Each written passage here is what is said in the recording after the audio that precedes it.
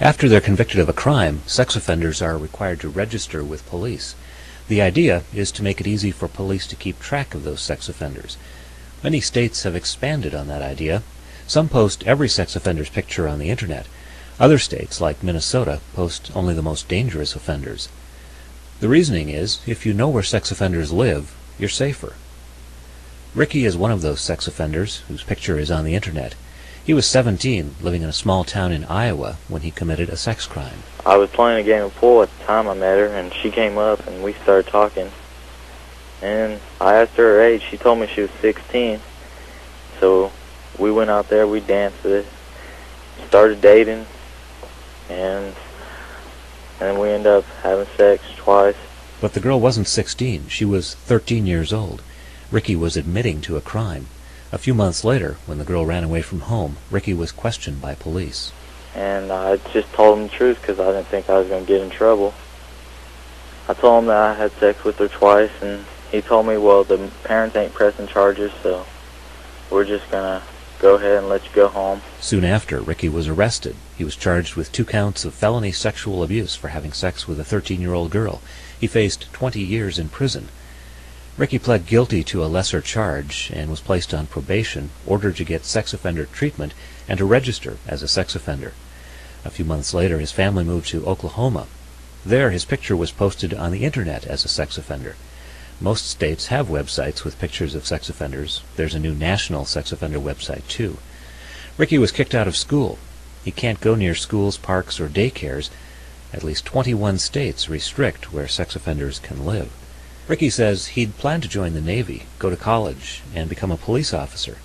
Now he works at an assembly plant, and he's not sure what he'll do next. I get frustrated at times because I can't do what a kid wants to do. I mean, my friends, they go out and do stuff. You know, I can't go with them. I can't go play basketball, football, nothing with them. I try to just go to work, come home, and just do stuff around the house. He's constantly watching his back. He doesn't know if the next person walks up on him is going to know he's a sex offender and what they'll do or what they're going to say, you know. Mary Duvall is Ricky's mother. She says her son should have been punished for having sex with a 13-year-old girl, but she's angry he's painted with the same brush as a violent, predatory rapist. He won't date. He won't talk to girls. The girl says hi to him in the store, and I have seen him twice bail out of the store and lock himself inside our pickup. And he just says, I'm scared, you know, and the damage that's being done to him by making him register as a sex offender is going to be long-term. This will always haunt this kid. There are likely hundreds of faces like Ricky's mixed in with the dangerous sex offenders on public registries. Some states, like Minnesota, don't post the pictures of less dangerous sex offenders, but in state after state, lawmakers say putting pictures and addresses on the internet so everyone knows where sex offenders live will make people safer. Patty Wetterling disagrees. Her son Jacob was abducted 18 years ago and has never been found. Over the years, Wetterling has lobbied for tougher sex offender laws. But Wetterling says she's tired of tough. Everybody wants to out-tough the next legislator.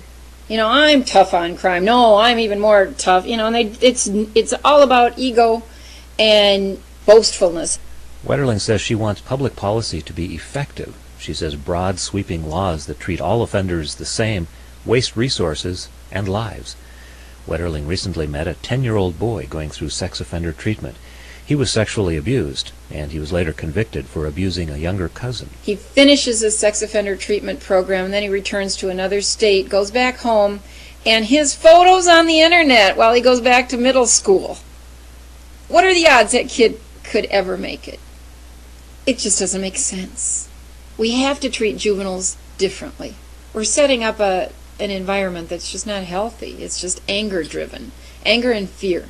It's not smart, and it doesn't get us to the promised land. Okay, so maybe there are a few cases that don't belong on the sex offender website. But knowing where sex offenders live makes us safer, right? Overall, we don't have very much evidence to support the idea that knowing where sex offenders live actually protects children or reduces the number of sex crimes in our communities. Jill Levinson teaches at Lynn University in Florida.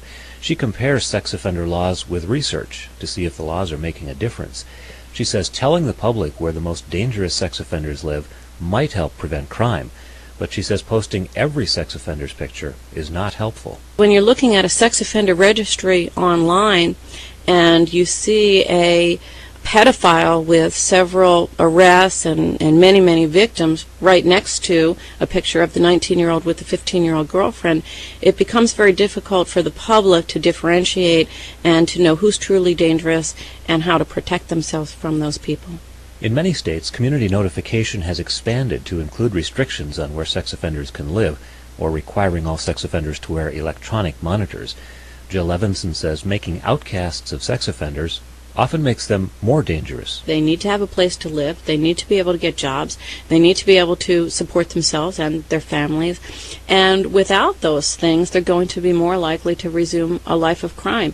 That's not a debate. That's a fact. Ricky knows what it feels like to be an outcast.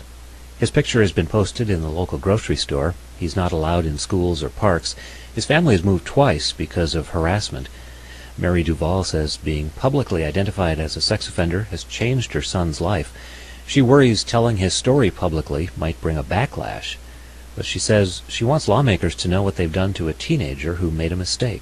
I know tons of parents on the internet with boys similar to mine, and they're scared. I mean, I've been advised not to talk to reporters, not to speak out, because it could be bad things to, my family or even Ricky, and I refuse to be silent.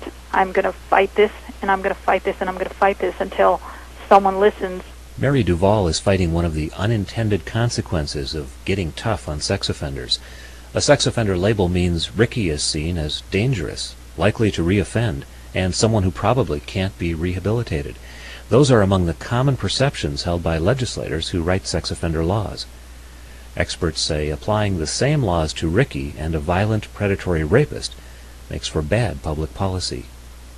Dan Gunderson, Minnesota Public Radio News.